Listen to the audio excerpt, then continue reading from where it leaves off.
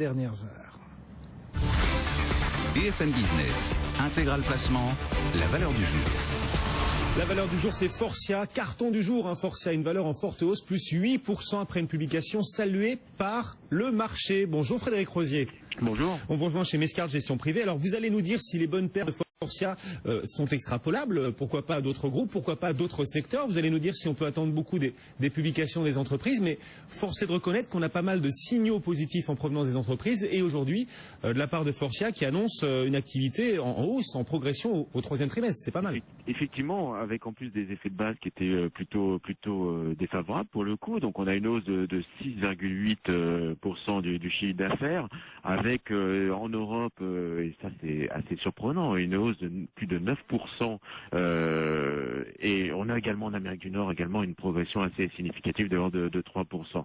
Donc c'est un signal effectivement relativement fort à la veille de résultats dans le secteur automobile qui seront quand même scrutés de près. Je pense notamment à Michelin et Valeo. Et ce signal-là, il est effectivement, on a peut-être vu le plus bas dans le secteur automobile dans son ensemble. On a aujourd'hui des améliorations sur les marges de manière significative, et c'est le cas pour Faurecia. On a une dynamique qui est en train de se mettre en place également en Asie, où on voit que les progressions quand même sont assez impressionnantes, plus 17% sur l'Asie, et quelque part tous les constructeurs seront impactés par ces chiffres, puisque la demande, notamment en Europe, plus 20% par exemple pour Renault, plus 67% pour Daimler. On a également sur la Chine, Dongfeng, plus 36% de demande. Donc ça laisse supposer, puisqu'on est en amont du secteur automobile, une dynamique qui est là, qui semble être solide, en plus avec des effets de change qui pourraient être à l'avenir ultra favorables. Vous y voyez un signal positif sur l'état de l'économie mondiale ?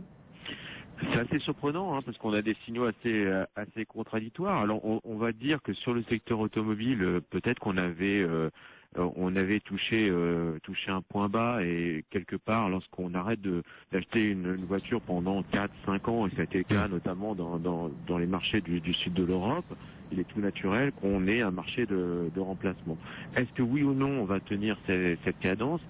Honnêtement, lorsqu'on voit un peu les chiffres d'activité, c'est difficilement extrapolable. Donc on va profiter de cette belle hausse aujourd'hui sur Faurecia. On va prendre acte de la dynamique. Maintenant, est-ce que c'est pérenne? Ça, c'est difficile à dire. Ouais, Forcia plus 8%, Valeo plus 5%. Le titre Renault également en belle hausse aujourd'hui avec les chiffres des ventes de voitures neuves en septembre en Europe qui bondissent. Renault gagne quasiment 4%. On a des publications plutôt favorable depuis le coup d'envoi des publications. Est-ce que ça va se poursuivre? Est-ce que pour vous, ces publications peuvent constituer même un filet de sécurité pour les prochaines semaines sur les marchés? Dans le contexte de nervosité, de volatilité actuelle, est-ce qu'on va pouvoir compter sur les résultats des entreprises, Frédéric? C'est un peu le passé. C'est le problème. C'est le troisième trimestre est déjà bien derrière nous. On a vu quand même l'aggravation de la situation en Allemagne, le ralentissement en Chine. Les États-Unis montrent quelques petits signaux de faiblesse. Alors c'est vrai, par exemple, dans le cas de Faurecia, ils maintiennent leur guidance malgré tout. Donc on peut légitimement espérer. Maintenant, je pense que les marchés vont être plutôt attentifs au discours des entreprises, leur vision des choses. Je note notamment, par exemple, du côté de Nestlé, que c'était plutôt prudent. Danone, c'était plutôt bon. Voilà, je pense qu'il y aura un peu à boire et à manger dans tout ça, et le marché restera quand même extrêmement vigilant sur les guidance et les révisions à la baisse des guidance. Ouais, ça va rester mitigé. Et quand on regarde la cote aujourd'hui, on voit qu'il y a une valeur qui pour le coup au contraire recule fortement, c'est Gemalto. Gemalto perd 7,3%. Est-ce que vous avez une explication? Est-ce que cette baisse vous semble logique sur Gemalto aujourd'hui? C'est le cancre, Oui, j'étais en train de lire une très très belle étude de nos confrères d'Exane sur l'impact de l'Apple Pay sur le monde du paiement sécurisé.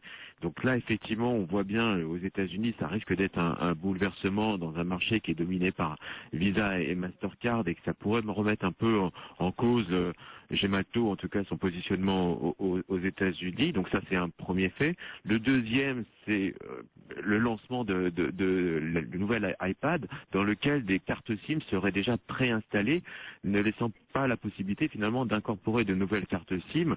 Là, on voit que le marché pourrait effectivement sanctionner sur est-ce qu'on n'est pas en train de modifier un peu notre façon de d'intégrer ces fameuses cartes dont Gemalto est le leader. Donc oui, il y a des signaux un petit peu inquiétants.